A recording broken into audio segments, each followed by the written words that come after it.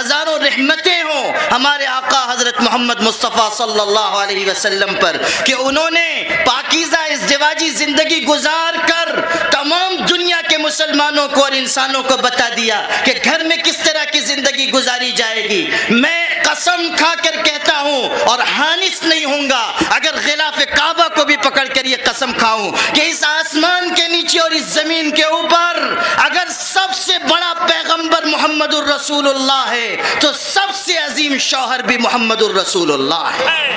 سب سے زیادہ بہترین شوہر بھی اس کائنات کے ہمارے آقا صلی اللہ علیہ وسلم ہے۔ محبت کا معیار، مودت کا معیار، گھر والوں کے ساتھ اچھے سلوک کا جو معیار، اپنی بیویوں کے ساتھ حسن معاشرت کا جو معیار ہمارے آقا نے قائم فرمایا ہے، اس معیار تک دنیا کا کوئی انسان پہنچ نہیں سکتا۔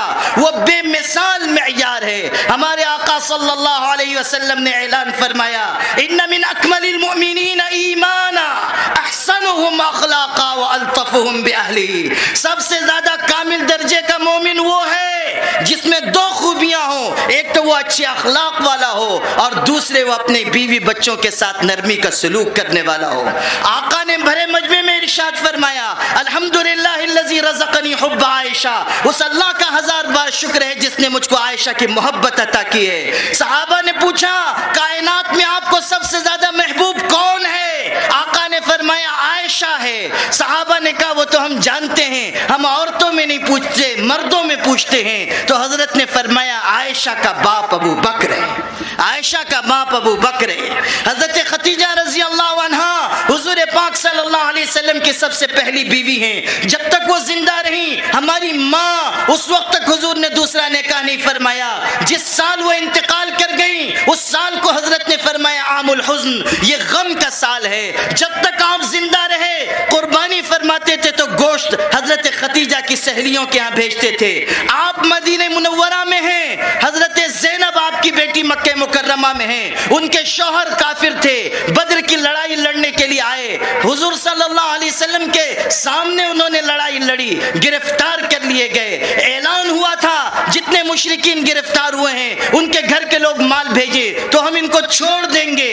حضرت زینب نے بھی اپنے شوہر ابو العاص کو رہا کرانے کے لیے ایک ہار بھیجا، وہ ہار حضرت خدیجہ کا ہار تھا، انہوں نے نکاح کے موقع پر حضرت زینب کو اپنی بیٹی کو دیا تھا۔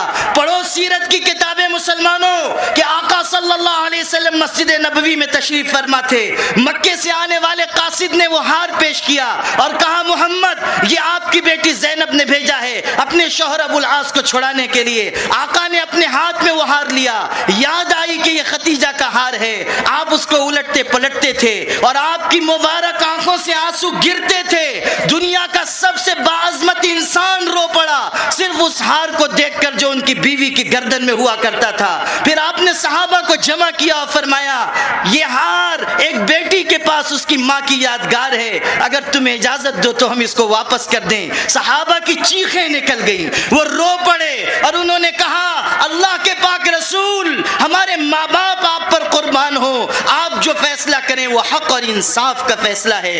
آقا نے وہ ہار واپس لوٹا دیا، قیدی کو بھی رہائی عطا فرمائی۔ جب مکہ مکرمہ سے آپ ہجرت کر کے مدینہ گئے، 10 سال مدینے میں رہے، 8ویں سال مکہ فتح ہوا، آپ فاتحانہ شان سے مکہ مکرمہ میں داخل ہوئے۔ اب آپ عرب کے حاکم ہیں، بڑے بڑے مشرکین نے دعوت پیش کی کہ آج کی رات ہمارے گھر قیام اور کھانا کھا لیا جائے۔ آقا نے کسی کی دعوت قبول نہیں کی۔ پڑھو سیرت کی کتابیں، جب رات گہری اور تاریک ہو گئی تھی تب آقا نے صحابہ سے کہا انصبوا لی خیمۃ عند قبر خدیجہ، میرے لیے رات گزارنے کا خیمہ خدیجہ کی قبر کے پاس لگا دو۔